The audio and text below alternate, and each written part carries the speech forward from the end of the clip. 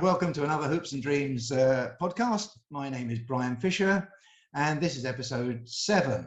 Last month we had a very special guest in Albert Adoma, and this month we also are very, very fortunate because we have Yoann Barbet. I'm really looking forward to that interview.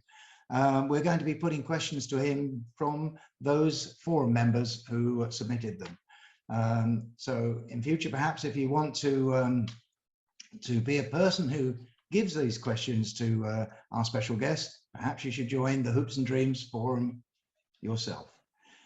Anyway, this month we also have something new. The observant amongst you will have noticed that we have at long last our first female fan. So that's good. A very warm welcome to you, Leslie, a lifelong supporter, I believe. And yes, huge... I was born to it. Also a huge Charlie Austin fan, I believe. I am, yes. Of course, I was there first time round when I saw him help us get up to the Premier League. Also seen plenty of other previous strikers. Rodney Marsh, Stanley Bowles might ring a few bells in a few people's minds. I think so. And are you a season ticket holder? I am, yes, have been, and I kept my season ticket all through the lockdown and managed to watch most of the games then too. Good. And whereabouts do you sit? South Africa Road, pretty close to the away fans, which is quite interesting. More so this season, except for the Bristol City game, of course, which ended in the last minute goal, which disappointed all of us. But then at least we did get our own back in the return fixture. Very friendly and there's a lot of people around us who we've been going with for the last sort of 15 odd years. So it's a very it's a very intimate little group who sit together and chat and moan and groan. I think it's always nice when you've got people around you that you know. Okay, yeah. My second guest is somebody who's very familiar to those who contribute to the Hoops and Dreams Forum. It's their creator, our mad professor, James. Well, very warm welcome to you, James, because I think he knows that I was let down this month in terms of guests. It just didn't work out, and he stepped in into the breach. So very, very warm welcome to you, James. Thank you, Brian. Yeah, I'm the boring guest after our first female guest on Yoann Barbet. I'm the boring one this month. I doubt it very much. Okay, so each episode we aim to review the games that we've played and offer some predictions for those games that are coming up.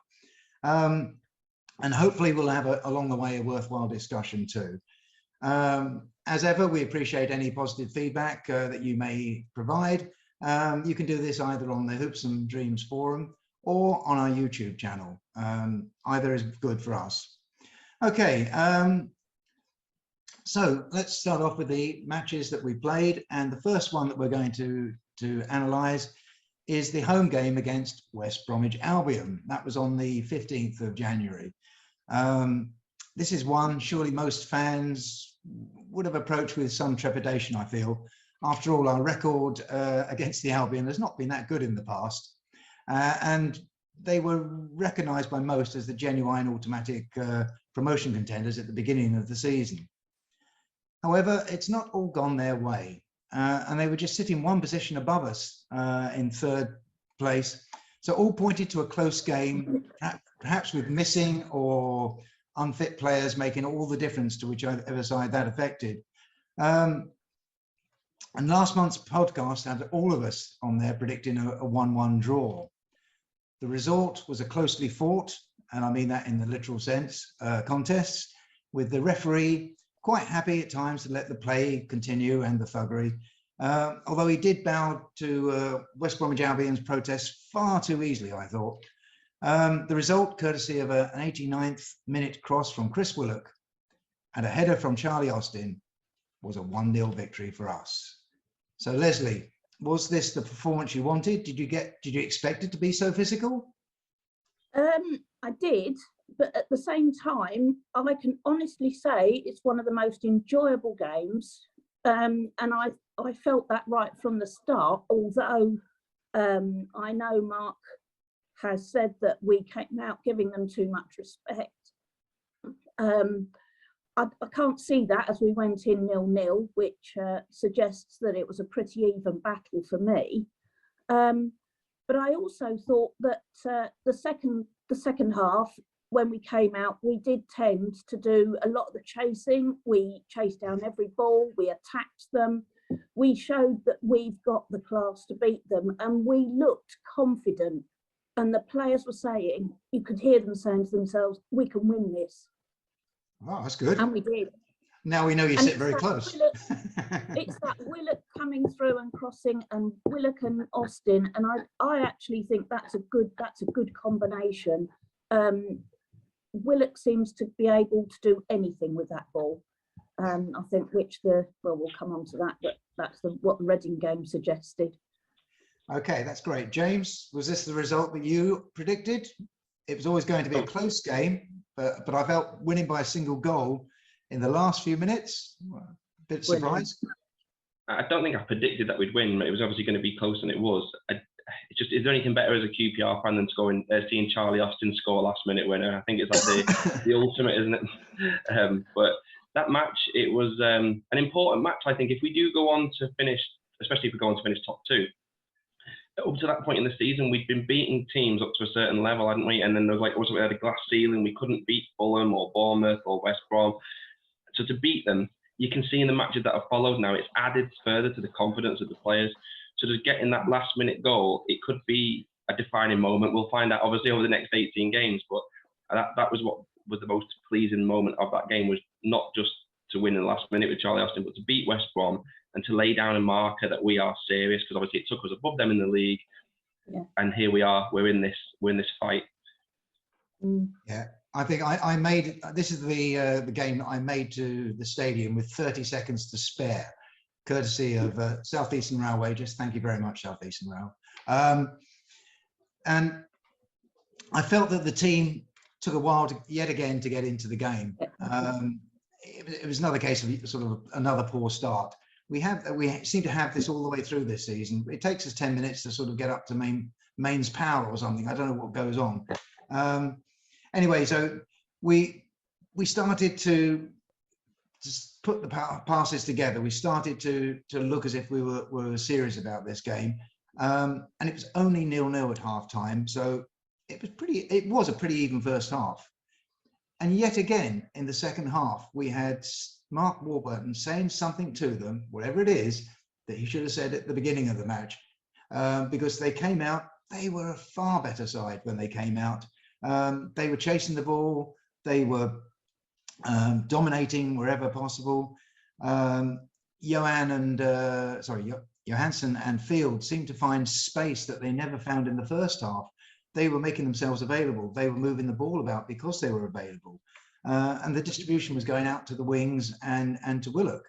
So it all was positive. That's not to say that the Baggies were threatening. Were not threatening. They certainly were. There was always the worry that there was going to be a breakaway. But I felt that the defence looked really good. I was really impressed with them. And fair credit must go to our debutante, David Marshall. He was superb. He really, really was good. To come in like that and against a top side and do so well, fair credit to him. Which brings us round to the other debutante. I was just going to say, I thought you were going to be wrong. We've got to mention Barbet, haven't we, in that game? I was just about to. I was just going to say that the other debutante was Dyke, who seemed to follow Barbet as he was following the ball into the sidelines. And the violent push he gave him made him launch right across and hit the advertising hoarding. That's quite a distance. And his subsequent head injury, he was down for about 6 minutes. Where I was sitting, I couldn't see him, but you could see everybody crowding around. You knew it was serious by the amount of time. However, when he came up, I must admit, it made me smile because he did look like John Cleese from Fawlty Towers, with the way he had his head wrapped up and everything. And I thought, well, okay, he's going to... He reminded me of Gawks when we used to have him come on the pitch with the bandage around his head. Well, I thought he was going to go off. I'll be honest with you. I thought that he won't stay on. Mark Warburton won't let him anyway, and the doctors won't let him. But no, he came on. And so I thought, okay, well, he'll stay on, but he won't head the ball. Yes, he did. He continued to head the ball. I counted at least 4 headers. I'm amazed. And he came off the pitch with blood lined up around his bandage. A fantastic servant of the club, and a real tribute, I think, to him. Really was. Yeah, he's kind of cemented his place, I think, with those images of him. With the thing, he's like cemented his place in QPR folklore, hasn't he? With that, because he was becoming a QPR fan favourite anyway, hasn't he, over the last 12 months? But those images will last a long time, won't they? I agree. I loved it. For that he should have been man of the match. Fantastic. Okay, second game. I suppose shall I mention about Charlie Austin's header? Yeah, I suppose I should mention. Charlie, it was superb. It was a great goal. I'm happy with that. And to do it, I think it's. And the other thing is, I've just sort of alluded to the fact that we spent the first 10 minutes seeming to warm up, but equally the last 10 minutes we're going for it. Yeah. That's the sign for me of a quality side when they're still going at it. That's the difference between the QPR now and the QPR then, because the last 10 minutes were always the 10 minutes when every single fan had their heart in their mouth, and who's gonna let it in? How are we gonna manage to get to concentrate? We concentrate at the back. We have got such a solid back three.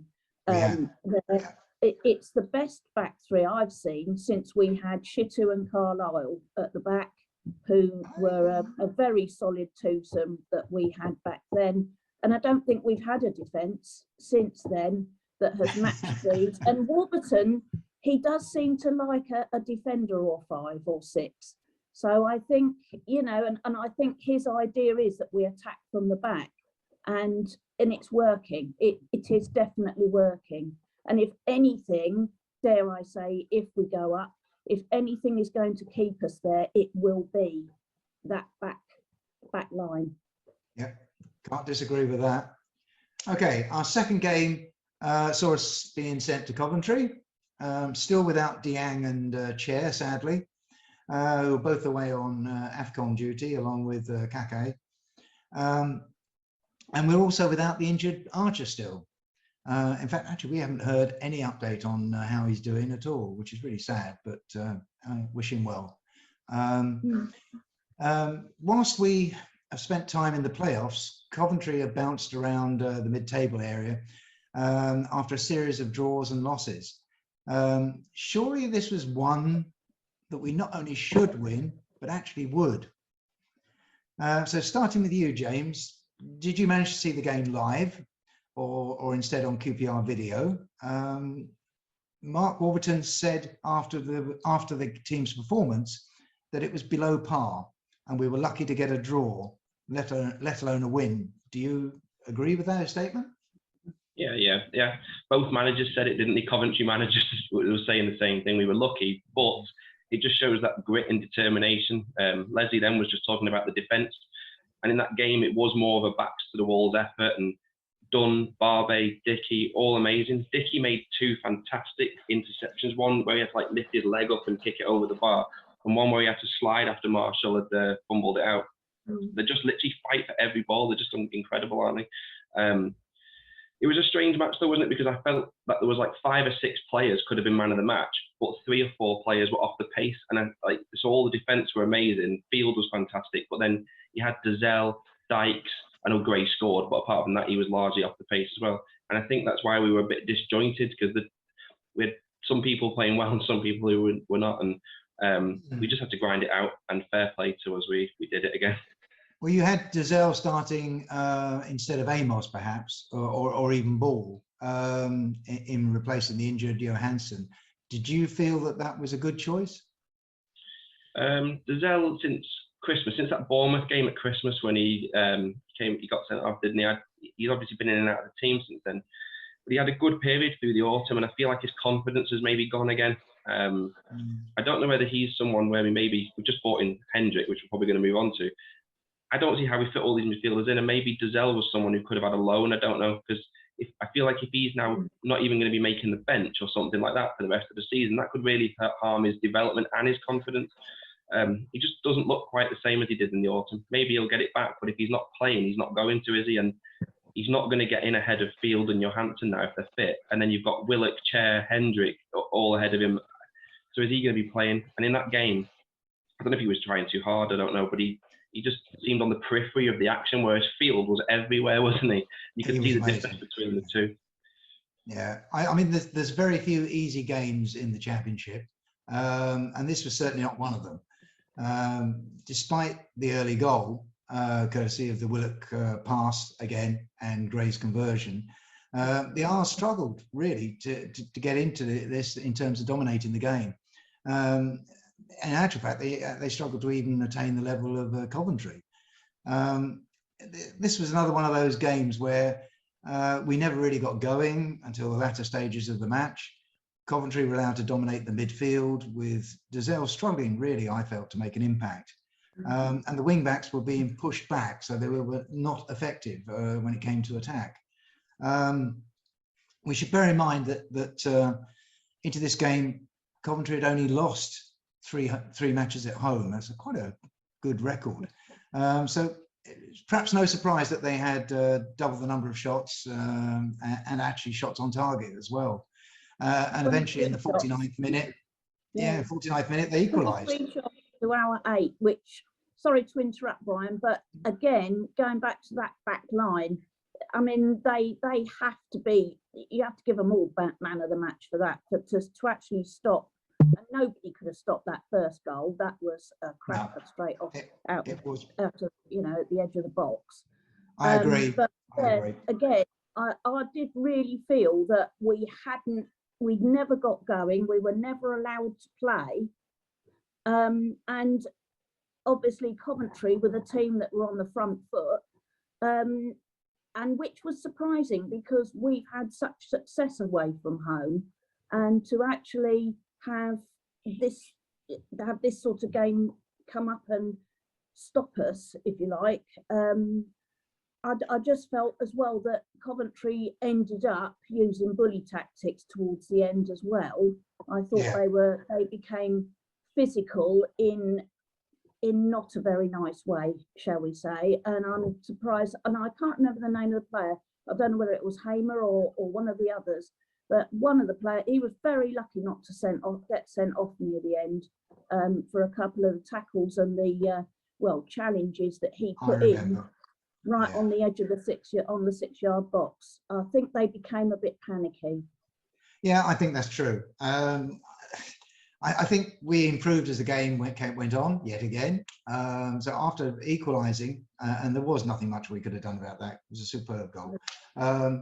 And it wasn't again until the 89th minute. I think we should perhaps skip our games and just have the last 10 minutes or something. We'll solve everything for everyone.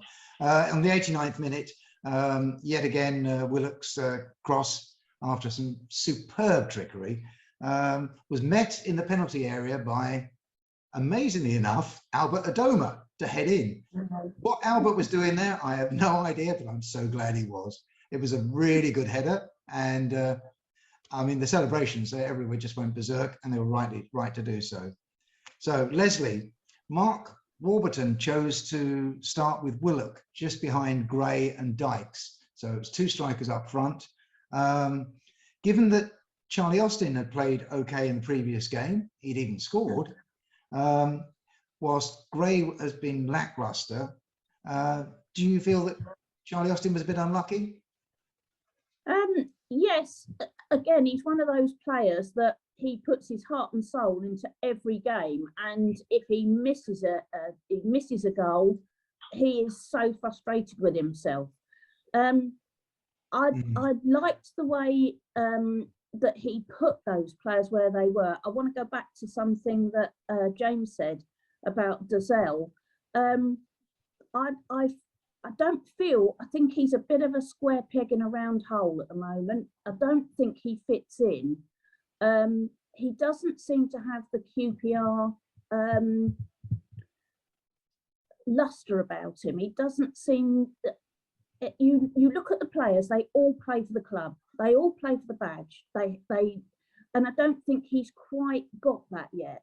When I've seen him on the pitch, I've quite often thought he doesn't know what he's doing. He doesn't know what he's supposed to be doing. He doesn't know where he's supposed to be. And I wonder if he's out of position, as he was a striker for Ipswich, and wonder whether he's playing a bit further back and is not so good at sort of putting the ball through, although I have to say he has put some fantastic balls through, He does, as James said before Christmas, but he just doesn't seem on it at the moment at all. So it could just be that he just doesn't yet switch into the way that we play. He hasn't really adapted himself. I don't know, but Doesn't. Amos came on to replace him. Do you think it was better when he came on? I mean, Amos is a player that I thought when he played his first game, I looked at him and I thought, oh God, here we go, another Tottenham strap player coming on the pitch. Thinks he's better than us. And it did take him a couple of weeks to get rid of that.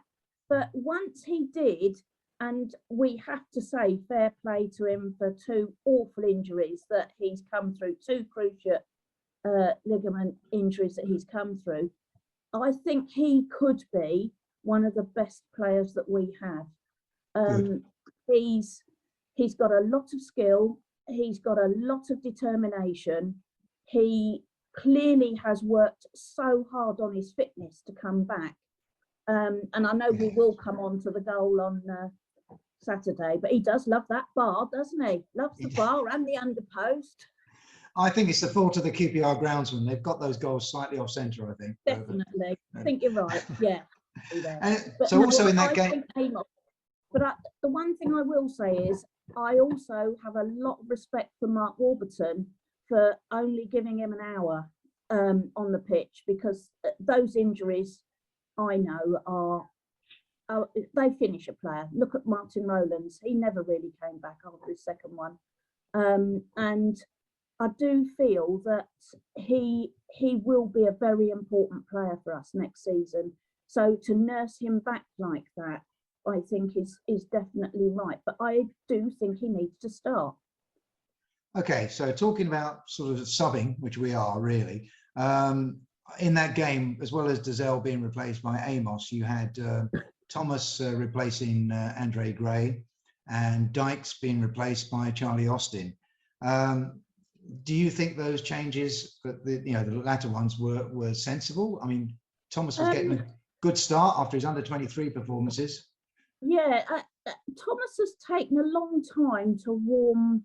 I've taken a long time to warm to him. I have to say, I did feel that he definitely was just slightly under the performance level of the rest of the players. But those odd glimpses we've seen and some of the ways in which he can bring the ball forward have actually amazed me. I have thought he has been doing really well. We can't deny it was good substitution because we ended up getting the goal. I mean,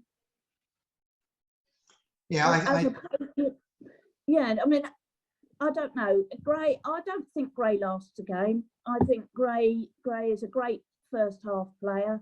I'm not sure whether he's the right fit for us eventually, but for me, I think that Thomas is a bit like Don Ball. He's somebody you bring on to either strengthen the defence or in Thomas's case, to change the tactics up front. So that I'm going to be a bit controversial here. I'm not a fan of Dominic Ball. I think he does a good job. We're off now.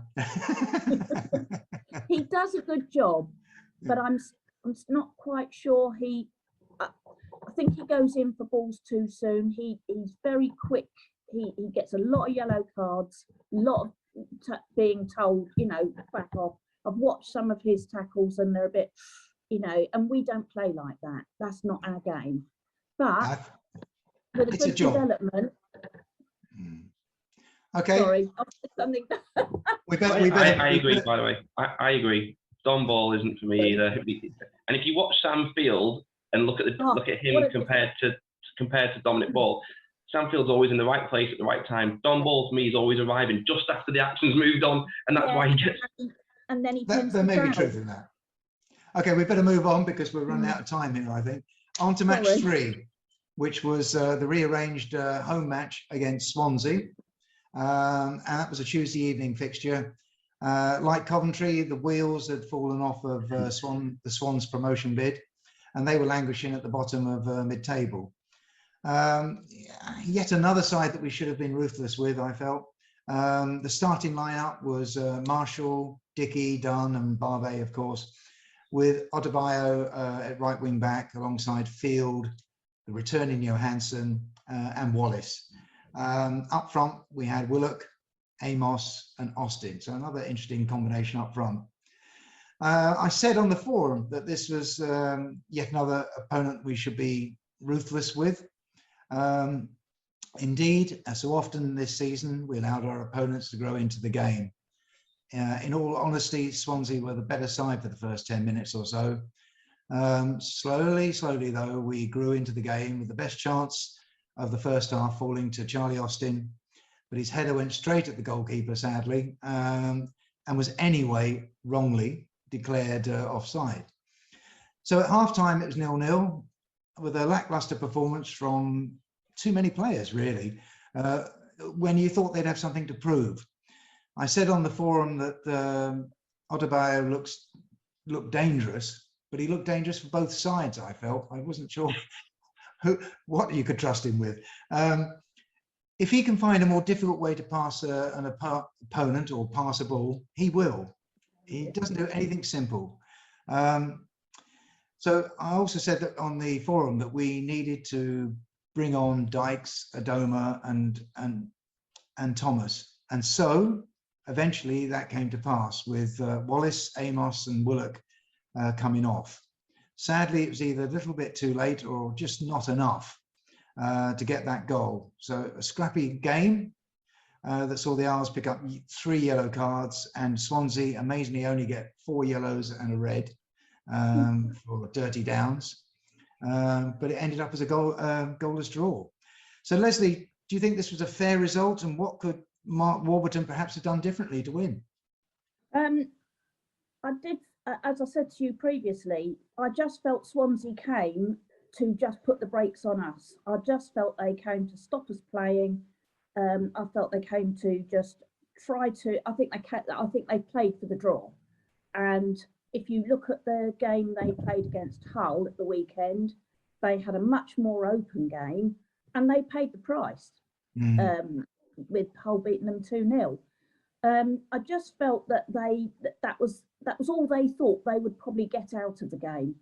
So I will be honest, it was an awful game to watch.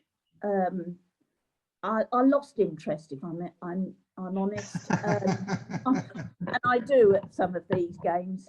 Maybe it's my female lack of concentration. I don't know, but I really have a lot to add to that game because, as I said, I wasn't enjoying it, didn't particularly want to watch it.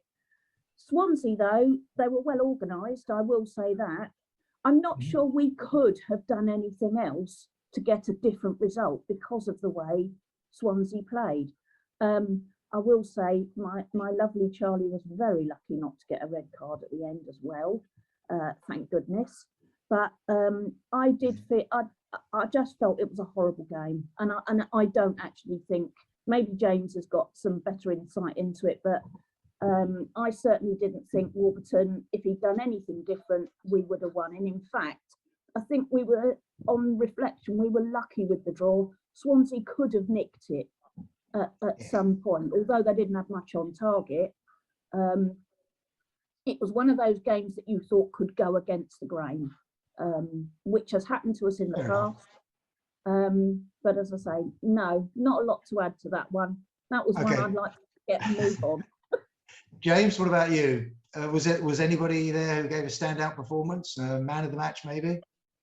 I don't know. I just wanted to add on to what Leslie was saying. Then, really, in terms of Swansea, they did make it very hard because I'm someone who doesn't understand how people find that so attractive, just to pass it between your defender, back to your goalie, back to your defender, back to the goalie, over and over again. It just kills the pace of the game. I don't find that any more attractive to watch than Route 1 football. There's got to be a balance, which is kind of what QPR managed to do. Because you can press on them, but then they just pass it to the goalie, and if you press on them, they pass it to the next one. So unless you completely press the whole team into their half, but then that's what they want you to do. So it's very hard to play against that. You have to be careful, don't you? So it was a fair result. We didn't play well enough, but it felt like we could have nicked it, didn't it? Amos hit the post. Dykes obviously had the chance you mentioned at the end. He rushed it, didn't he? He did. And then we would have won 1-0, and that's what we've managed to do against Huddersfield, Blackburn, West Brom. We've managed to get a late goal and win 1-0 at home. And Swansea, we just couldn't quite get it over the line this time, could we? But I don't think we can have any complaints. It was a fair result, but Swansea, my God, if you're watching them every week doing that, it's awful. It would drive you mad, wouldn't it? Oh, yeah. I couldn't stand it, I'll be honest. In fact, there are very few sides that I've seen this season that I would support. They're either just relying on boy tactics or they're playing boringly. I'm so glad that I support QPR. Anyway, onto the last one. This is the Kieran Prince Foundation Stadium, the one on Saturday against Reading. Reading was deducted 6 points at the beginning of this season by the EFL for FFP irregularities. They were also told that they had to follow a business plan or they would get another 6 points deducted. So they were definitely not only had the stick, they had the stick being threatened again. They obviously impacted their rush towards the playoffs, but they have also won only two of their last 16 matches. Coming into this game, they were 21st on 22 points. So a lot of warning signs for the supporters there. And this was yet another side that we should dominate. Yes, of course we should dominate teams like this. And indeed, for once we did. We cruised to a 4-0 victory. It could have been a lot higher. So, Leslie, your thoughts on the match and the team's performance? Very good. I mean, it's brilliant. It was just one of it was almost like they were out on the practice field. You know, Reading allowed us to play. It was free flowing. Willock, unbelievably amazing. Dykes, what a fantastic way to get your confidence back. All four goals were well taken goals. They were goals from open. Well, I can't remember. Was one a header from the corner, but they were all open goals. None of them were scrappy goals. They were all good, honest, well taken goals by all the players that got them. Amos, I mean, what a lovely ball through from Willock to Amos, and Amos, bless him, the way he ran, but he still had to hit that underbar, didn't he, before it went in? Yes. But you just can almost see him thanking, thank God that it's actually gone in. But it was a lovely game. We could have gone up. We could have had 5 or 6. I mean, to be 3-0 up at half time, well deserved. Marshall, he did pull off a couple of saves. He did still have to pull off a couple of those saves, but Reading really have got problems. There's real problems there. They were disorganised. The defence was non-existent. They just didn't seem to know what they were doing. They brought somebody on. I don't know if I remember all the names, but they brought somebody on who actually made some impact on the game, but not enough. It was just a stroll in the park for us, to be honest. Thank you for that. Yeah, right. I watch those games every week. Well, no, I couldn't. We play our football. That's what you pay for. So, James, did we deliberately take our foot off the accelerator in the second half? Or was it the subs coming on or Reading's perhaps improved performance that explains us only getting one more goal? Well, that was the only disappointment in the match, wasn't it? That we put our cue on the back after 60 minutes. We were sat going, come on, we want 5, 6. It would have been nice to have one of those real digged in. But I think it was just the fact that the game was done. They were just managing the game, weren't they? Just seeing it out. I know Reading had a few chances, but that always happens when a team is miles ahead because you can't keep the same level of intensity when you know you're 4-0 up. Kind of, it is quite hard to play a game at that scoreline, really. There's been a running joke, hasn't it, that we haven't put together a full 90-minute performance yet this season, and finally we actually put a team to the sword. So it was nice to do that, wasn't it? Because I think Leslie said it earlier, but most of the time, the final 5 minutes of a match, we're all there biting our nails, aren't we? So it was nice for once to just sit back and enjoy the hoops, putting in a good performance. Yeah, we did well. I mean, it was an all-round performance, I think, in that respect. I was really glad I went up for this one. I don't know about Leslie, I was there.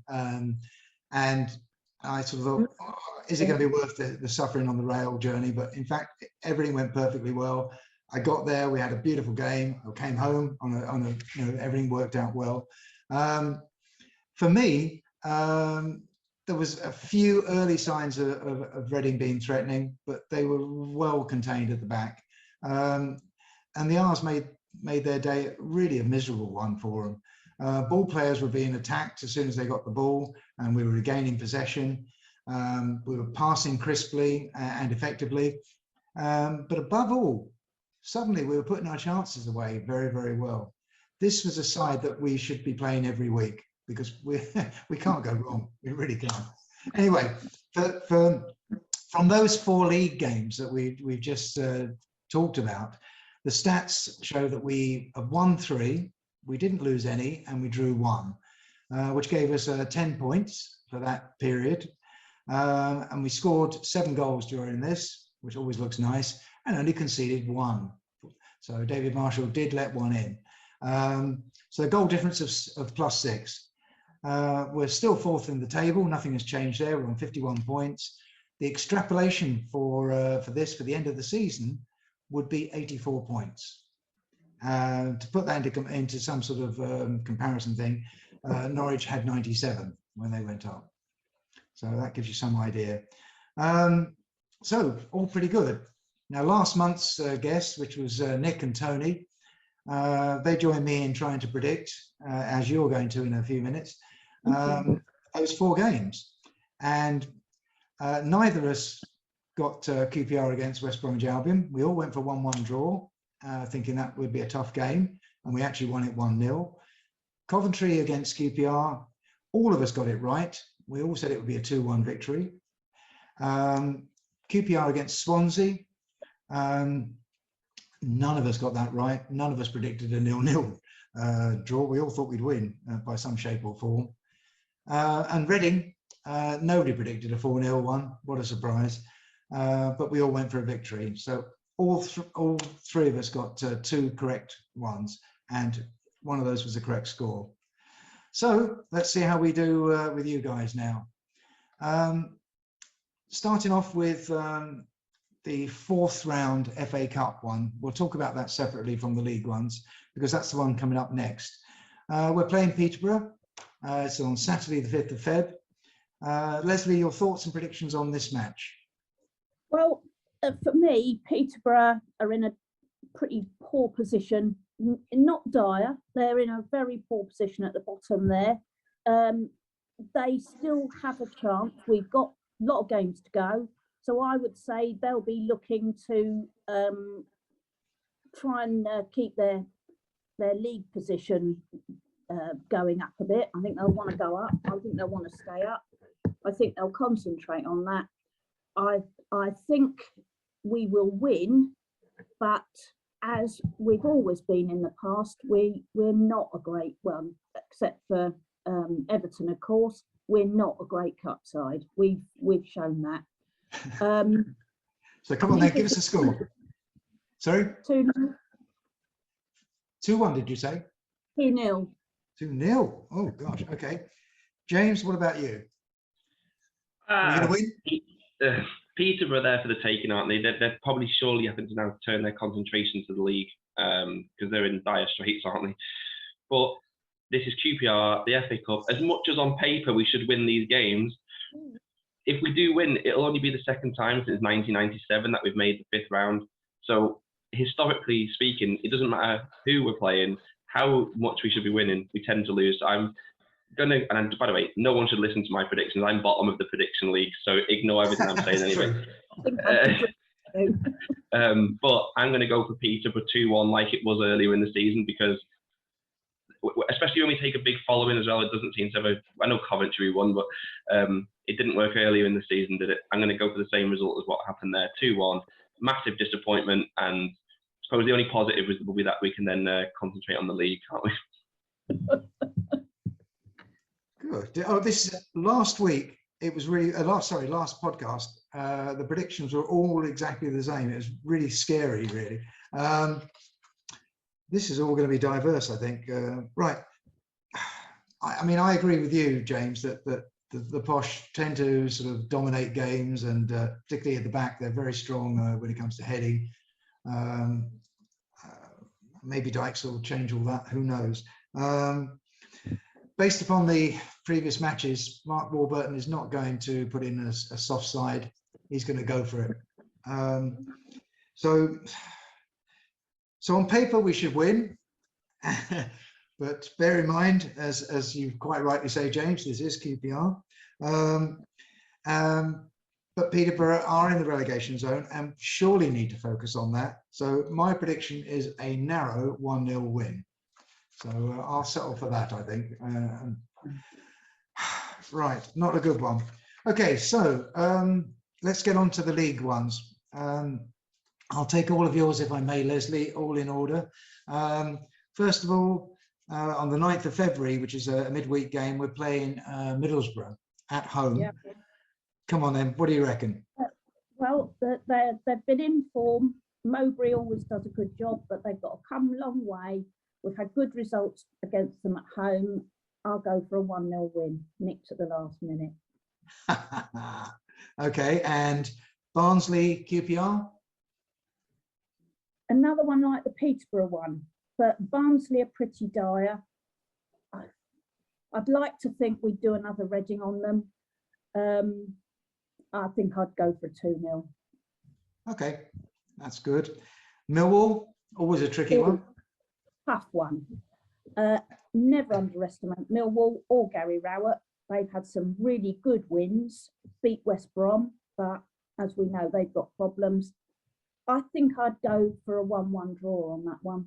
Oh, that's interesting. Okay. QPR against Hull? Another tough one.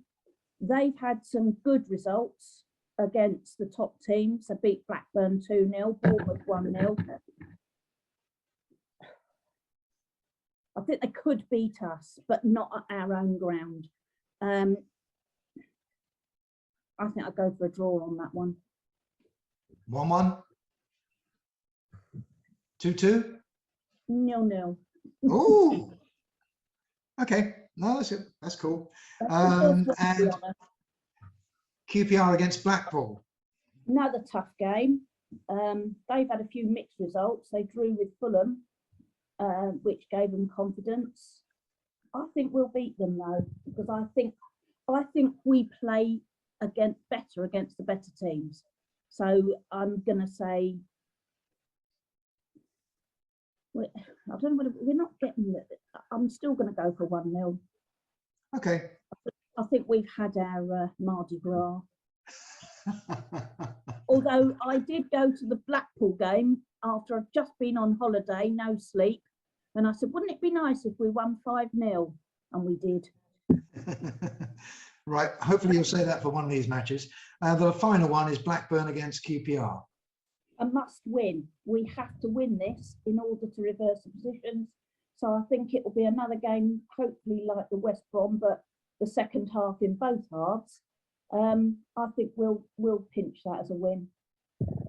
Okay, 1-0. Yeah. Okay. That I can't see much wrong with your thinking on this. James, how about you? QPR against Middlesbrough? Well, these 6 fixtures, you've got the team who we're fighting against and the team we're fighting against at the end, and you've got 4 in the middle that we should be winning. The Middlesbrough one, I know we're at home, but they're going to be really, really hard. I can see that being a bit like the West Brom games, you know, where it's like down to the final minutes and someone maybe going to nick it. I'm going to go for a draw, 1-1. Okay, that's good. Okay, and out of interest, I've gone for 1-0 for that one. Barnsley against QPR. Well, Barnsley are the whipping boys at the moment, aren't they? They're 24th, can't get a point from anywhere. I think it's done us a favour that it's not at 8 o'clock at night on a Saturday. That was a strange one, wasn't it? It's been moved back to 3 o'clock. I've gone for 2-0 QPR. Okay. That's a match we have to be winning, isn't it? If we really, really are harbouring these hopes of even finishing top two, we have to be beating the team who's bottom.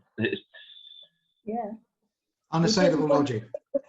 You've gone for the same score. You've gone for the same score there as Leslie. I've gone for 2-1 on that one. Okay, Millwall against QPR, so it's at the Den. 0-0. That'll be it's not one for the neutral, is it? QPR versus Millwall on a Tuesday night. 0-0. Okay, so it's 0-0, but 7 yellow cards and 2 red, yeah? Yeah, something like that. Yeah, well, probably that could be a good prediction. Actually, maybe we'll get someone like Barbet or Dickey sent off, and then that'll have a knock-on effect on the next matches or something. Never could happen. Well, I've gone for 1-1 on that, so we've all gone for a draw on that one. Quite interesting. Okay, so QPR against Hull. Similar. I know they're a better team than Barnsley, but at the moment they're 19th still. I know they've had some good results and they've had a bit of a bounce, but you would expect maybe that'll tail off a little bit, and hopefully we'll catch them at the right time. We're at home. We have to win again. 2-0. I'm going for QPR. Oh, gung ho! Right. So Leslie on that one went 0-0. You've gone 2-0, and I've gone 1-0. Okay, and QPR against Blackpool. Stanley Matthews is not playing, so I'll just mention that. Blackpool, I actually thought when we played them in the away match, they were one of the best teams we played this season. Whether it was the atmosphere they had there going, they were really good, weren't they? To kind of belie their league position a bit. So they've obviously tailed off a little bit because when we played them, I think they were about 9th, now they're down in 14th. But they keep getting results against Fulham as well, which shows you they are a good team when they turn up and play their best stuff. So that will be tough. So we're going to only be a 1-goal margin, but I'll go for a 2-1 win. Okay, so we've all gone for a victory there because I've gone for 2-0 on that one. Being a bit optimistic. Okay, Blackburn against QPR. Well, this one, I know I'm rubbish at predictions, but we never win at Blackburn, and you can quote me on that one. I remember going to the last time we went there, 1999.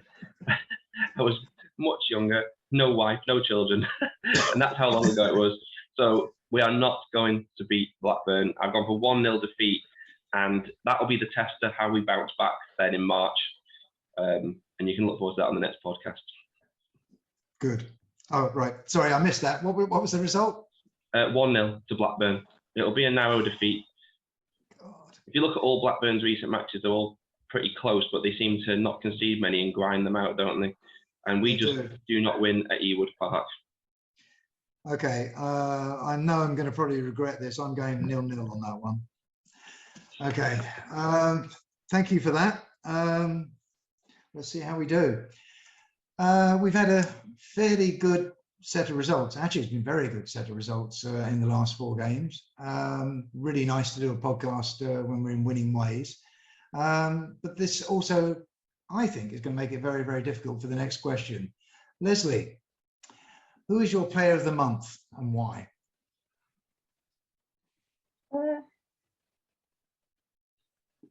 Has to be Willock. I'm sorry, I know he's the obvious choice. Closely followed by Marshall. I have to say, I think he's done an amazing job since he's come in.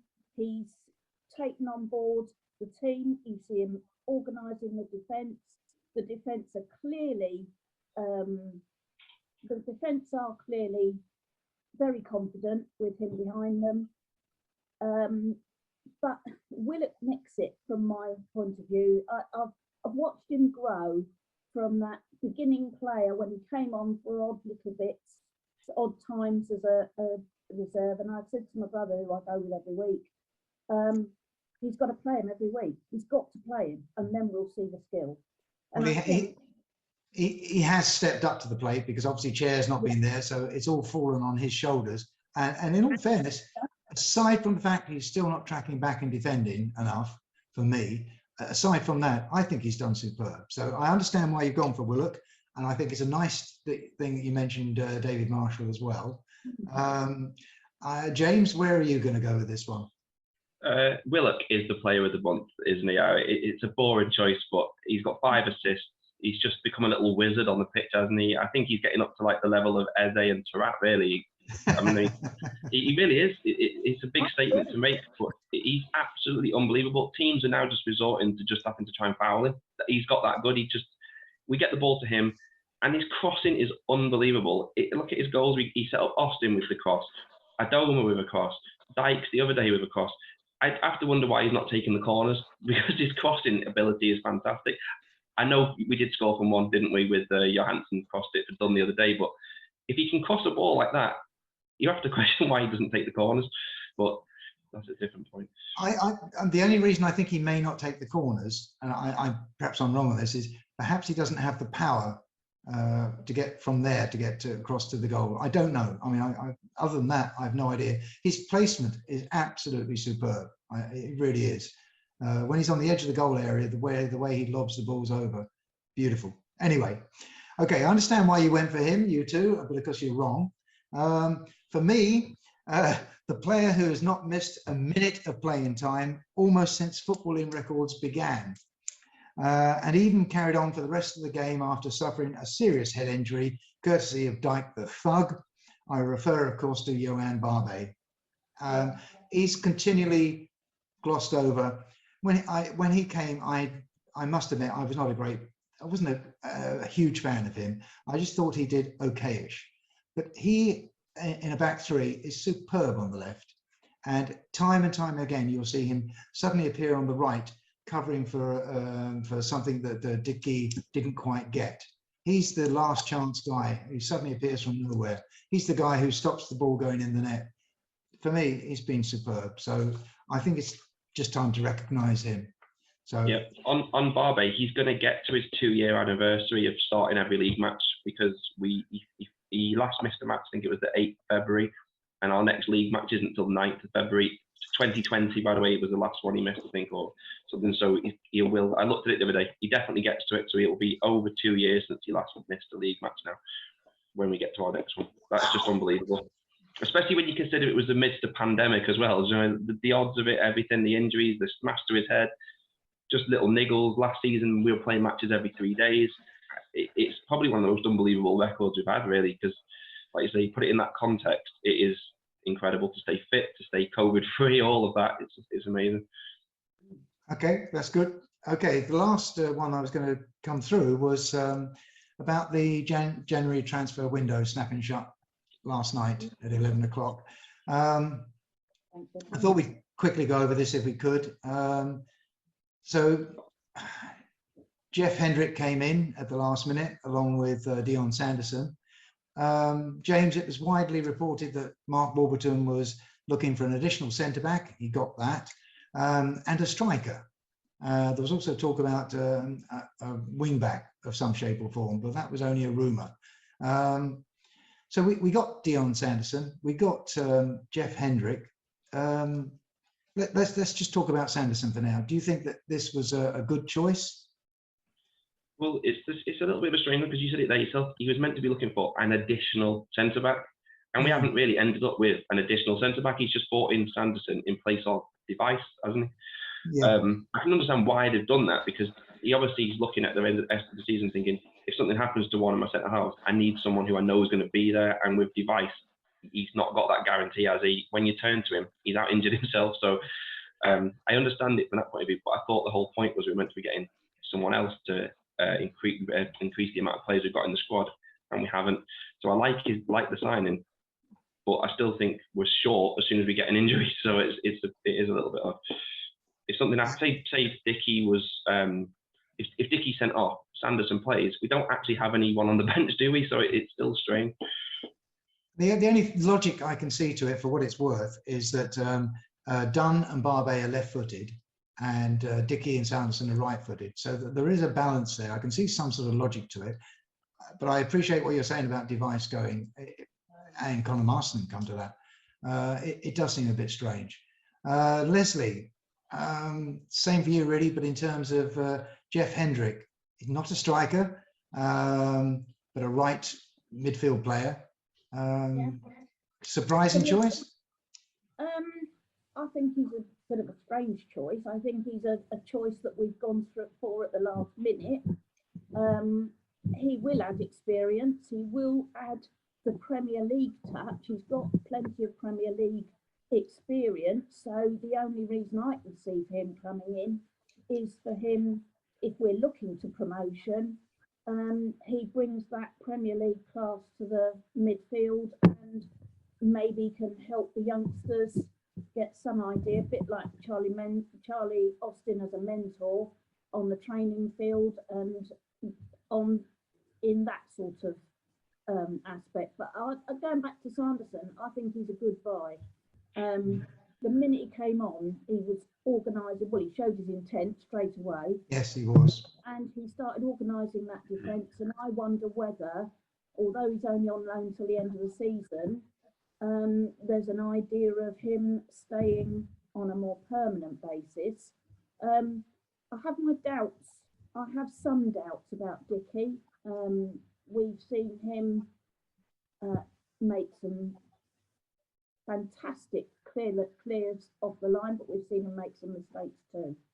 So I'm not sure whether he's being seen as a, dare I say, a replacement, whatever. I think Jimmy Dunn has been revelation. I think he's done brilliantly. Yeah. For a 23-year-old who looks about 12. He's a big 12 though. Yeah, but he's amazing. But isn't it good to see three big blokes at the back for a change? Yeah, can I just say on Jeff Hendrick? I don't understand the Jeff Hendrick signing at all. So add on to that one. Thank God for that. I don't get it. Because I don't, but I'm just trying to put in an idea of why we did it. Yeah, I don't disagree with the fact that he adds to the quality of the squad. He does, but I just don't understand it in terms of, is he going to play? If Willock and Chair are fit, he doesn't play. We've already got Ball, Dazelle, even Amos a lot of time is on the bench.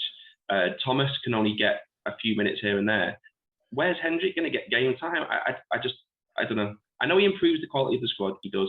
He's a good player. But I don't know. He's just like a signing for signing's sake from my point of view. I just don't get it in that position. We've been blessed all season with quite a lot of midfield options. You've now got Field, who to me is the number one midfielder. Johansson's the captain, so he's going to play pretty much every match if he's fit. And then Chair and Willock are always going to be your first choice to attacking midfielders. Since, I think, I looked at the other day, Ball, since we played Peterborough, has only played for 30 minutes. And that's since October. So so where's he going? Where does he now even get on the bench or something? And so does that then upset the harmony of the squad? If you get to have Hendrick on the bench, you're probably going to have to leave off the bench Thomas or Dazelle or Ball or two of them, even maybe if you want Austin and Gray on the bench as well. I just don't get it. I just don't understand where he fits in more than anything. I'd like to believe that first thing first, I've got to say that Warburton's people he's brought in have all been pretty good. I have to say that right at the very beginning. So there must be a method to his madness on this one. I don't understand it. I'll be honest on this. Maybe we're going to go to a situation where we have only one striker always up front, or maybe we'll go like Man City and go no striker up front, because we're certainly putting a lot of talent into the midfield area. Maybe he's there as cover for Albert Adoma, as well as Chair. I don't know. I just can't follow this at the moment. But time will tell. We'll see, I guess, on this one. And the other one that we shouldn't forget is David Marshall. We mentioned him before. He came in when we were in dire straits. It's never, ever good to sort of grab somebody quickly off the shelf and then run out of the store. But as it turned out, David Marshall has been a very good find for us. Well done to the club for picking him up. He's done a great job.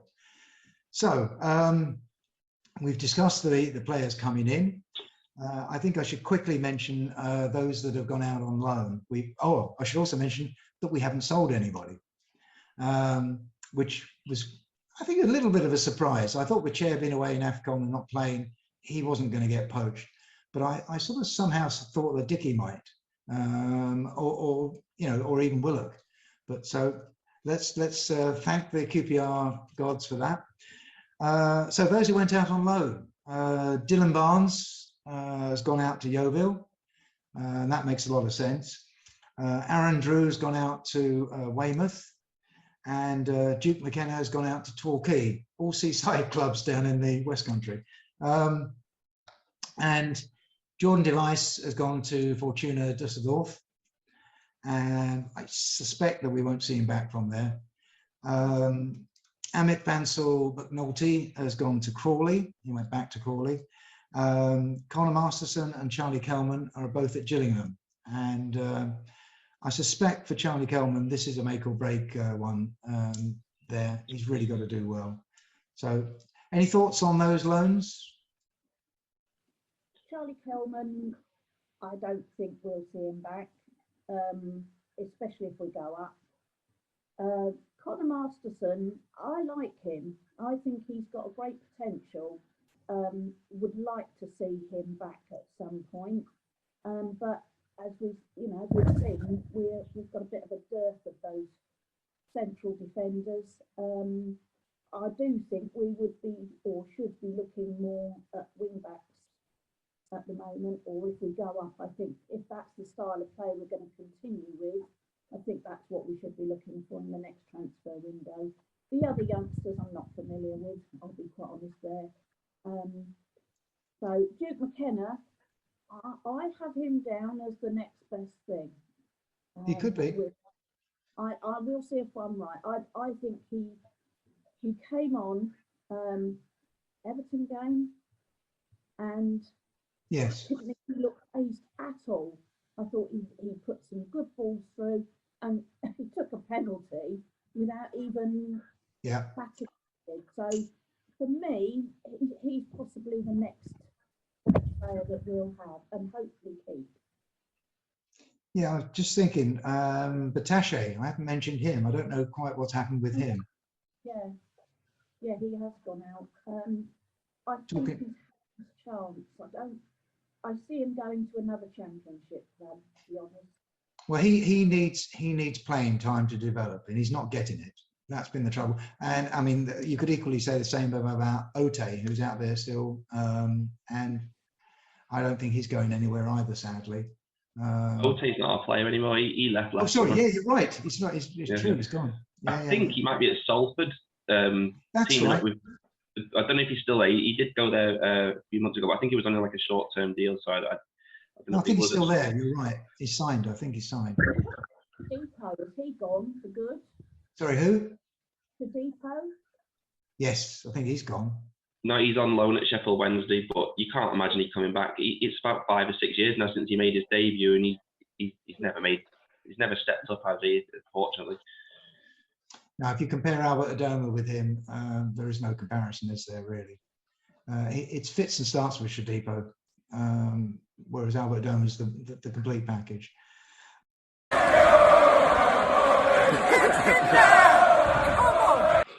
Okay, after the great interview last month with Albert Adoma, I have another special guest this month, and that is Yoann Barbet.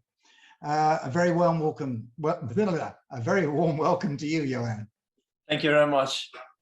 Okay, but those of you who missed last month's special session with Albert, the format of this part of the podcast is to ask our special guest questions that have been provided on the Hoops and Dreams forum, and hopefully a few quick fire questions from me as well. So are you ready, Yoann? Let's go. I'm more than ready.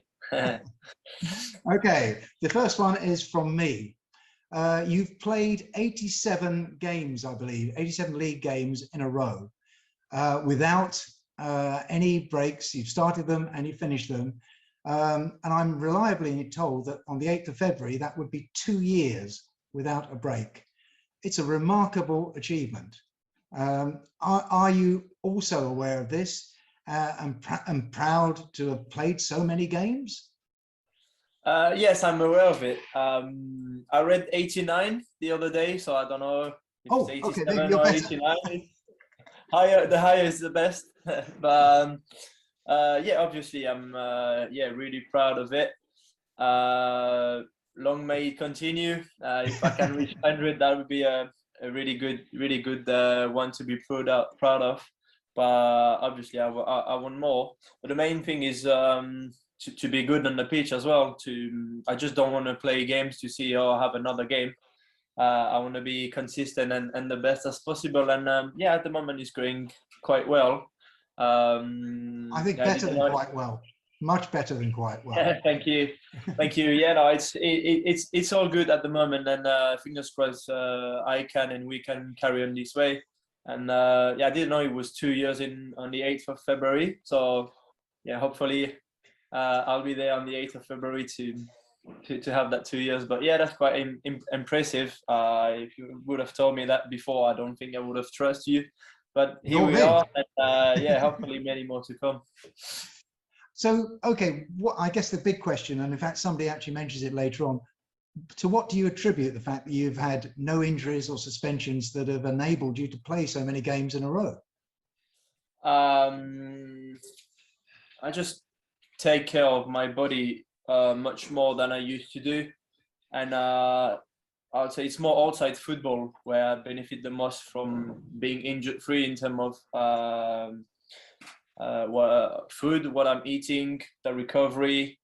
I've got my own nutritionist from France, and he's been really, really good since my last injury at QPR, like almost a bit more than 2 years ago. Because I've never had any muscle or tendon injuries in all my career, apart the last two I had at QPR when I first signed. So that was quite good, and to have 2 in a row, I just stopped myself and just reflect on why this happened, and it seems to be working. So hopefully it's going to work for a long time. Okay, we'll probably come back to your special regime a little later on, because there is another question similar. What will you do when Mark Warburton eventually says to you, Yoann, I want to rest you for this game? What will you do? I'll say no. I'll say no, obviously, because I want to play every game, and I just feel the more I play, the fitter I am. Yeah. So I don't really like to rest. Obviously, sometimes we have to, but as you can see, I've done it almost 2 years in a row now. So hopefully I can play many games. I don't like to rest. I understand why sometimes we're not robots, but like I said, the more I play, the better I feel. So hopefully I won't be resting, but you have to respect the manager and his decision. But I can't really complain because he's played me for 2 years now, so I'll have to accept it if he does. No, I think I'm with you. I think you should complain and say, no, I want to play. Yeah, perfect. I'll tell him. Okay, so this is a question from a gentleman called Surrey Chad and myself, actually. It's a combination question. It was a nasty injury when Dyke pushed you off the pitch and your head collided with the advertising hoarding. Was there ever any question of you not continuing on for the game? Not at all. Not at all. I didn't really been knocked out. It was just like a big crash. And like for 1 second, I was like, oh, why didn't put my hands first? But I just realized I didn't have time to put them. But then I felt okay. The doc asked me so many questions, and I was replying even before he was asking who we were playing against, etc. Like the protocol has been really clear, and everything was good. I was just more panicking because my legs were stuck, so I couldn't move, and that made me just more angry. So I told them, just leave my legs and then the rest fine. I didn't know I was bleeding until I just stood up and they said, oh, you need to change your shirt and your short. And that's where I saw my arm with full of blood, and I was like, oh, shit. But I just felt good. So the gaffer said, you're right. I said, oh yeah, let me come back in quick. I want to finish this game. I was just so angry. And I just came back on the pitch and everything went well, and we scored a last minute winner. So it was just a perfect end of the day. But when I look at it back, I got really lucky. Because if it was like maybe 10 centimeters on the left, it was like a big block of cement. It's just how you call it. Okay. And when I see what I have, the scar I have on my head, just hitting the board, I think if I hit that, I could have been in big trouble. But thanks God. So who made the decision, final decision for you to go back on the pitch? Was it you, the doctor? Yeah, me.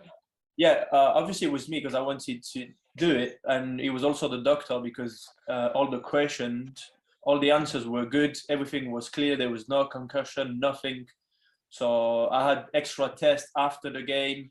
I had scan on my neck, scan on my brain, and everything to make sure everything was clear. So the doc's been perfect with the physios, and no, they knew there was no risk in terms of knockout and everything to come back on the pitch. So earlier on in the podcast, when I was referring to the game, because I was there for that one, I was in South Africa stand, and you just disappeared from view for 6 minutes.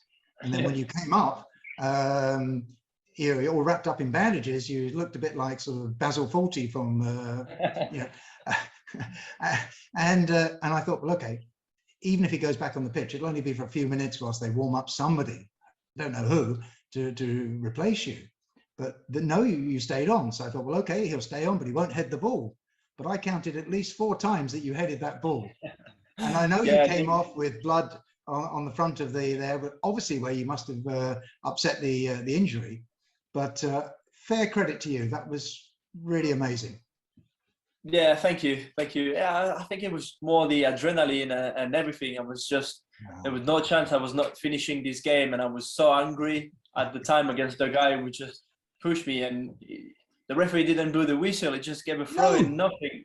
So that made me even more angry. So when I came back to the pitch, the gaffer said, "Don't do anything stupid, just be clever." And I was like, yeah, don't worry. But I was just so angry. So yeah, I had a header just 30 seconds after, and I went like, there were 16,000 people there hating him because he should have got a card. Yeah, I think he should have. But to be fair play to him. He texted me after the game and he apologized because he didn't really want to hurt me that bad. And I thought it was quite good for him to do that. He didn't have to do it. So I was pleased with that. So fair play to him. Okay, well, okay, can't say any more on that. Have you heard of the Mr. Men books? No. Okay, these are children's books. They have characters in there who are various people. And one of our guys, Tomcat, suggested that perhaps this should be the one that you would most like. Yeah, that's a really good one. That's Mr. Bump. And Mr. Bump I actually noticed is in QPR colours, which is pretty neat.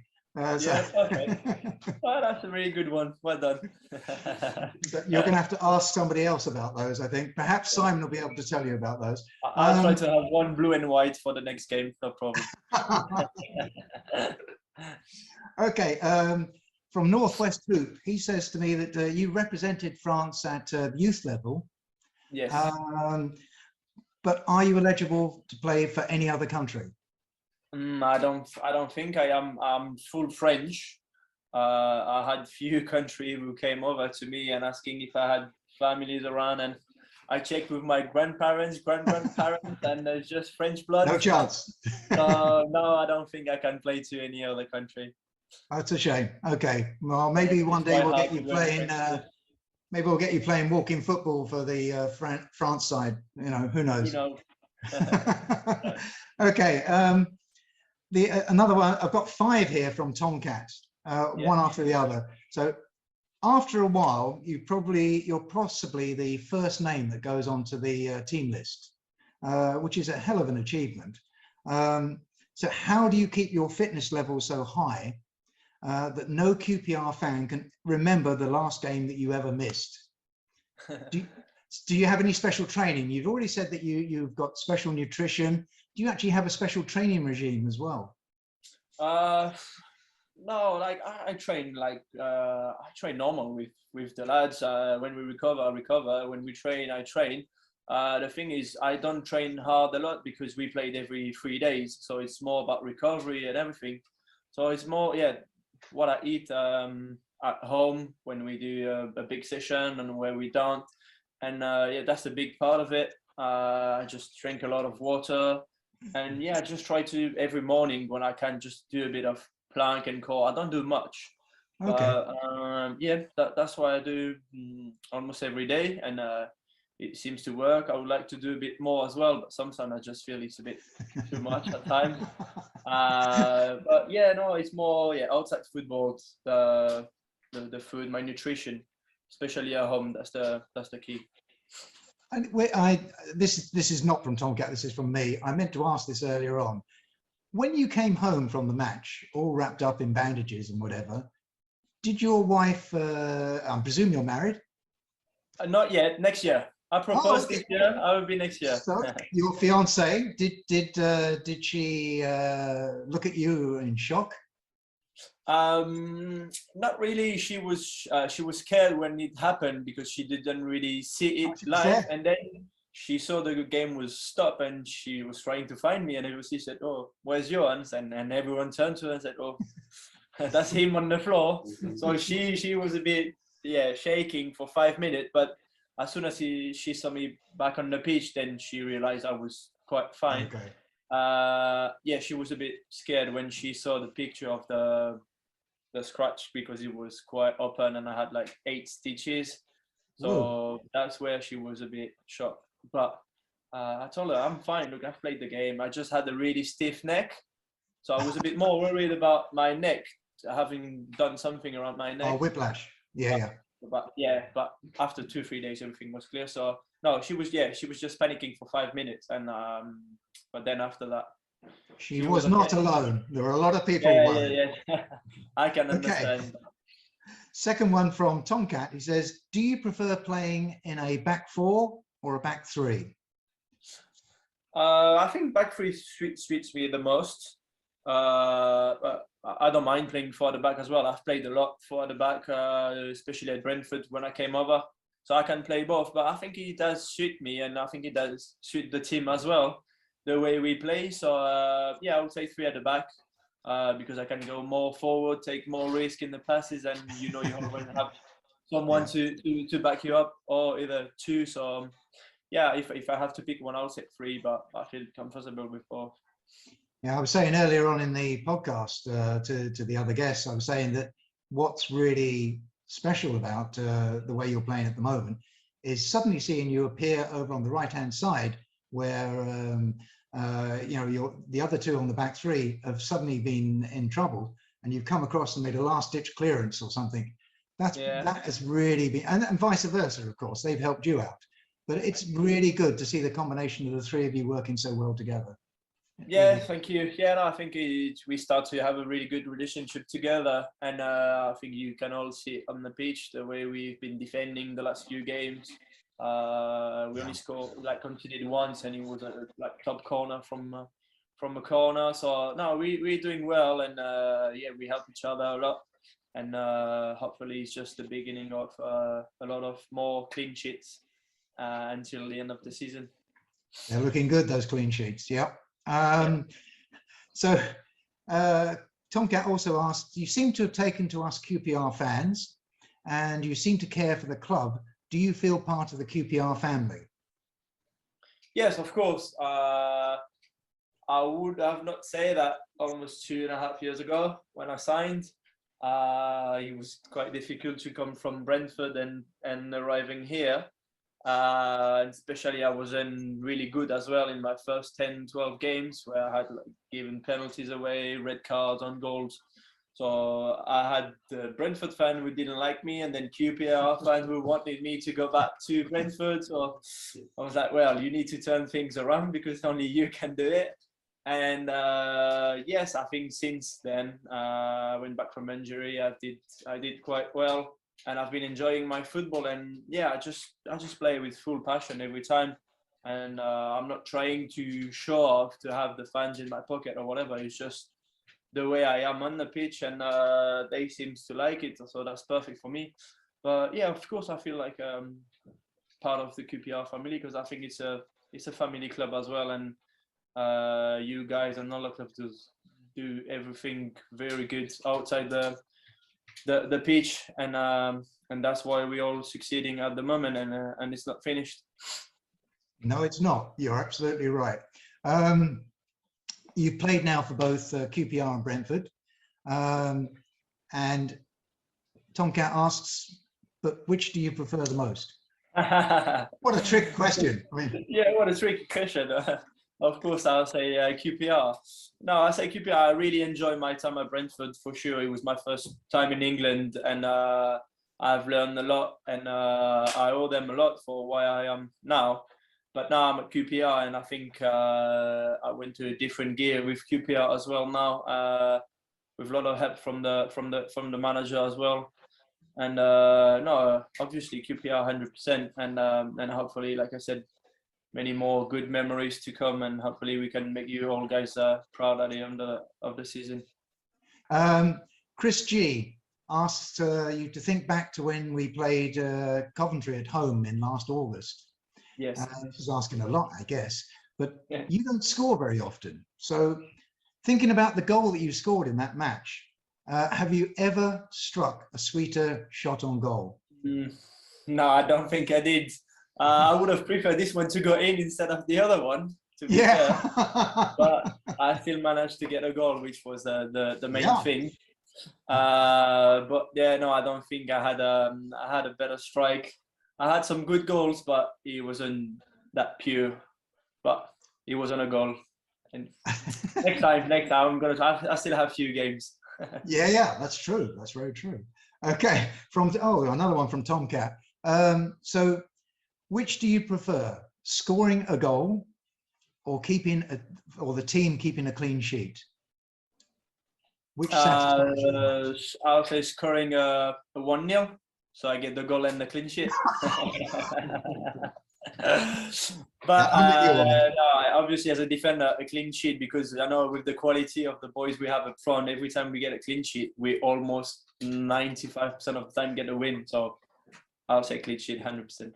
Yeah, we were analysing the last four league games, and looking at those, we've got 10 points from those games, and 6 goal difference. That's a really, really good result. Yeah, from a really tough good section. We did well. Yeah, no, it's really good, and we know this can be a big key as well, the goal difference at the end of the season. So I was really pleased we scored 4 against Reading, and also a bit disappointed to score only 4, because I think we could have scored more. But I won't complain to a 4-0 at home now. It was a clean sheet. Exactly. Okay, so Surrey Chad asks, in the West Brom game, it felt as if there were different teams playing in each half. He's referring to QPR.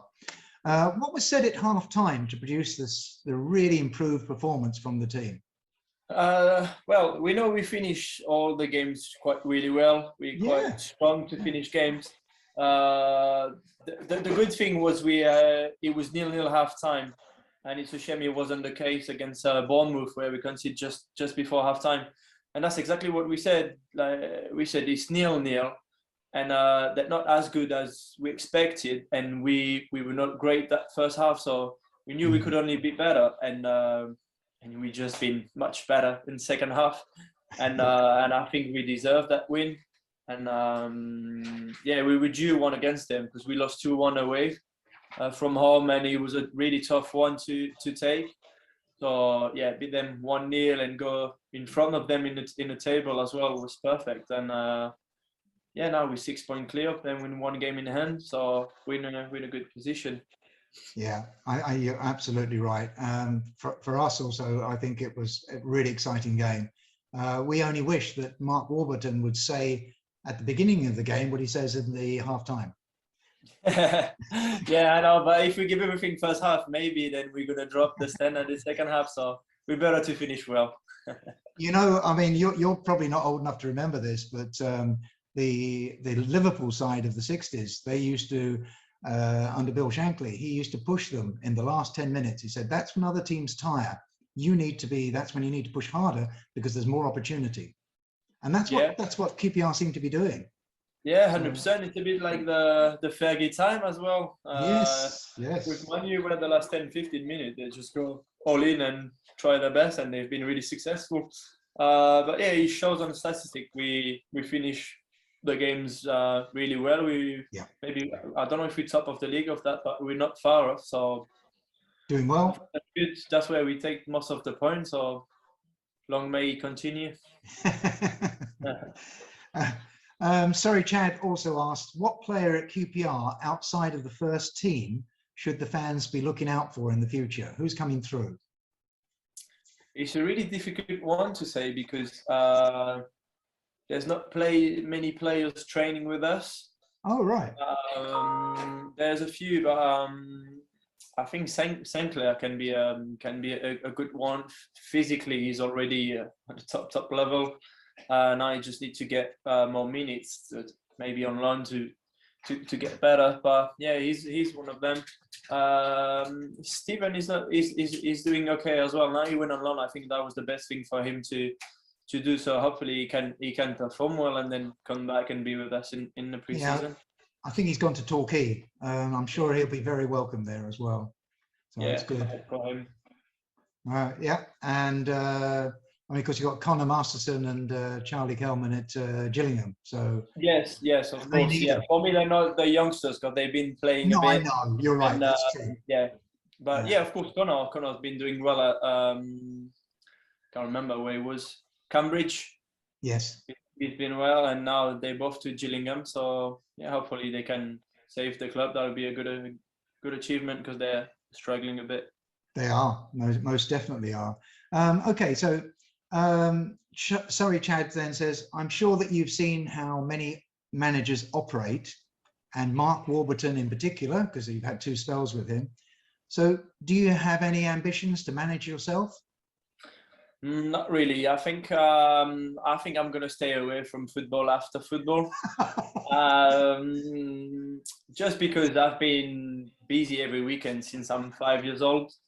And now I've got a future wife, I've got a kid, and I'm going to go back to France when I stop football. And I think I just want to enjoy with my family and my friends. And I know if I stay as a manager or assistant or even as an agent, I will be less at home than I was during football.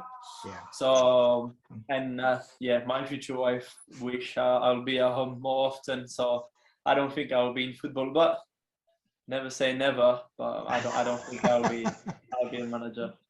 So have you got any sort of plans as to what you want to do, or nothing at the moment? Yeah, I'm doing a lot of financial, not license, but I'm studying. Okay. A lot of this.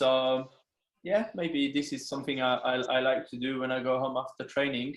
I've been doing it just recently, the last few months, and I quite enjoy it. So yeah, maybe it can be a part of me after football. Well, this is becoming a bit of a trait with the QPR defenders, because Neda Manua was a qualified lawyer. Yeah, so. True. I won't be a lawyer, but I might need him. Who knows? You can charge him. Okay. So Ghost asks a question, and he also includes in it a plea.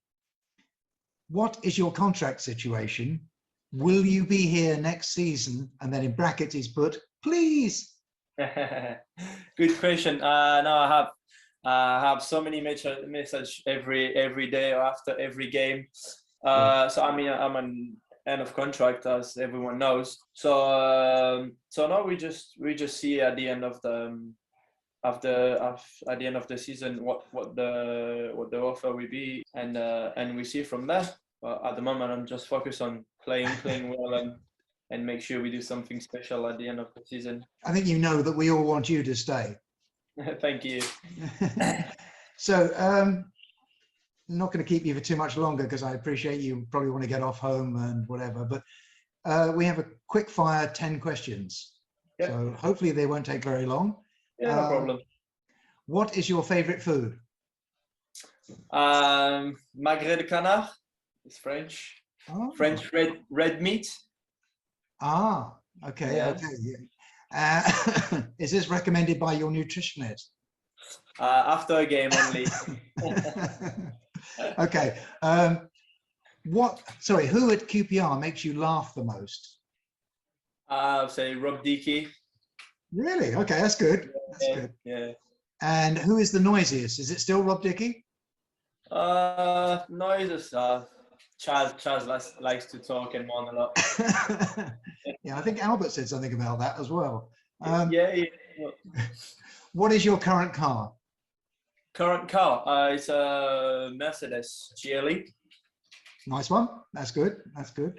And I already know that you're not married, but you're going to be married. Where are you going to be married? In France or here? It's a surprise for a lot of people. Oh, okay. But no, it's going to be away from France. It's going to be in Portugal. Hey, great choice. Yeah, Yes. that'll be good. That'll be nice. Yeah. Hopefully. Okay. And did you mention, or am I wrong, that you mentioned that there are some children already involved? Yes, I have one. I have one kid. Yeah, he's almost 2 years old. Hey, fantastic. Magic. Yeah. Hopefully a second one after the wedding. We see. We have to negotiate that. Oh, dear. So does your fiance, after all this time, does she recognize that you are regarded by many as a star? Does she get fed up with people coming up to you and asking for autographs in the street? Oh no, she's really happy with that. She's really proud. She's my first fan as well, so she's happy when she sees people around. She's not like, oh, another one. No, she's completely opposite. She's like, just sign as many as you want, as many as you need. No, she's really good with that. Excellent. Oh, that's good. Do you have someone that you prefer to train with? Or I think I asked Albert that same question last month, and he said, no, we go with whoever we have to go with. Yeah. I'm not trying to find someone to go and train with him. Okay. I used to be like this at Brentford with one French teammate who is a close friend now. But no, now I just train with everyone. That's okay. all I'm trying to pick up. Whereabouts in France are you from? From Bordeaux. Oh, you're from Bordeaux. Okay, fine. That's fine. And do you get to visit your family and friends there? I know COVID's made it difficult, but do you normally get to visit there quite often? Yes, normally they come to, like, my parents or my grandparents come at least one or twice, and I go back home every international break. The last 2 years have been really difficult because of COVID. But now everything's reopened. So I had a friend this week, and my future wife's got a lot of friends coming this month and the next month. So now we just go back to normal, and that's really good for the mind as well. Yeah, absolutely right. I do agree. I think it's been the same for everyone on that. Do you still follow the progress of your old clubs? Yes, I do, of course. Yes, I do, and they've done really well. They achieved to go to the Premier League for Brentford. My old club in France as well are doing good in second division, and my first club are not doing so well in the first division. Okay. But hopefully they can turn things around and stay in the league this year. Yeah, I mean, I think Brentford, obviously in the Premier League, it's magic for them, and I'm just hoping they stay up. They just stick to their plan, and they've did it. So we can only say well done. What do you do in your free time? Any sports or not? Oh, no, at all. Not at all. I rest a lot. Study? I study when the little one's at nursery, and when he's not, we just go to playgrounds, we go for walks, we go to the park. Nothing crazy. I said to my girlfriend, it's a bit boring to be with me at times, and I can understand it, but she understands as well. I need to rest if I want to carry on playing every weekend. Yeah, I think you're absolutely right. I think as players get older, they need to think more and more about their bodies. Exactly. I'm getting old. And all of us, actually. Yeah. So, coming back to the games, excuse me, when you're playing the game and it's getting quite perhaps busy at the back, do you shout at others who are defending, or do you try to encourage them, or is it a mixture of the both? I encourage a lot. I don't like to shout to people because I don't really like when someone shouts to me, because I don't think it just benefit to the player. He knows he made a mistake. I don't need to shout to him and tell him he's done a mistake. And no, I'm always encouraging people. If they miss something, it's okay, next one. No, I'm never pointing to someone. Or if I shout, it's not in a bad way, and it's not it's not often. I'm screaming just to make sure they understand. I hear you. Yeah. But I'm not shouting and pointing and tell this is very bad or blah blah blah. No, I'm really encouraging. I'm on the opposite. So I mean, you've just had a change of goalkeeper, which for a defender is obviously a major thing. You worry about this a bit, I'm sure, how you're going to interact. From the outside, it looks as if you and David Marshall have clicked very well. The back three really gets on well with him. Yes, really well. You know, I think he's 36 and he's got a lot of experience, and you can see it straight away the way he talk. He's never gonna shout to someone to say he's been something wrong. He's encouraging, talking a lot, and we just feel confident having him behind us right now. So yeah, we know Senny's gonna come back, and it's gonna be a good competition, and then it's gonna be a good headache for the manager. But no, since he's there, he's been really good. Conceded only 1 goal, and he was a screamer. So there's no chance. Yeah. It's been really good, and that's what we were expecting from him to come and help us. So fair play to him. And I'm guessing today you've met. You've met your new Jeff Hendrick, and he's come in now, and you've met him. Yeah, no, we haven't met him yet. I think he's met him. Okay. No, we haven't. Maybe he's going to be there this afternoon, but he wasn't there this morning, so we haven't met him yet. Okay, because I was going to just suggest him. You've already met David Marshall, of course. Dion Sanderson, you played briefly with on Saturday. How is it getting on at the back with the defenders? Because you've obviously got this situation now where you've got a number of centre backs, but only 3 positions. Is it going to get competitive, do you think? Yes, that's why he's here. He's there to push us to give even more. And now Jody went on loan in Germany, so we're gonna need everyone. And I think that's a good one to have.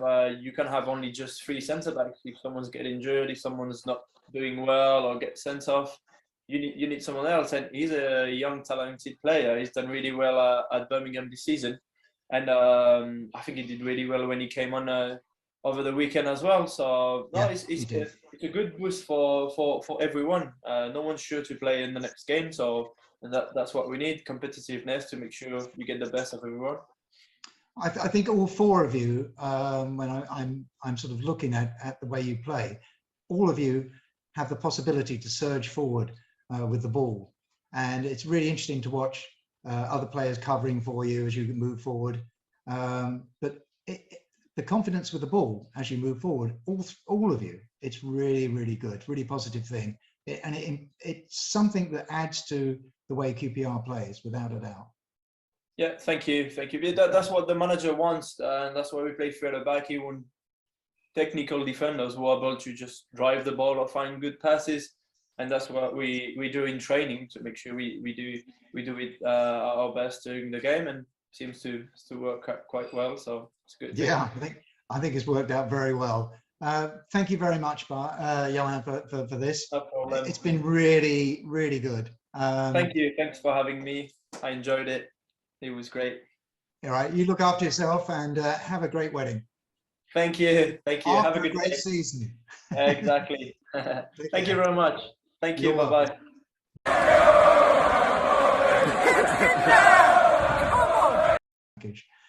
Okay, right. Well, that's good. Thank you very much for that. So let's hope for the next 4 games, or 6, I think it was 7 games, wasn't it, we talked about, that they're as successful as these last 4 have been. And we continue to work our way up the playoff positions and go for automatic. I can't see it personally, but I'd love to think that we were sitting there in that second automatic one behind Fulham. Okay, so that just about wraps it up for our Hopes and Dreams QPR podcast for February. Although it remains for me to thank my guests for this podcast, Leslie and James. Thank you very much for being here.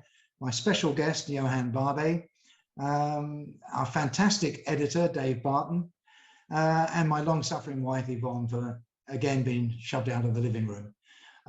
Thank you very, very much. Do explore the Hoops and Dreams Forum. My name is Brian Fisher, and this was February's podcast from us. Bye now. We know who we are. You know who we are. We are QPR.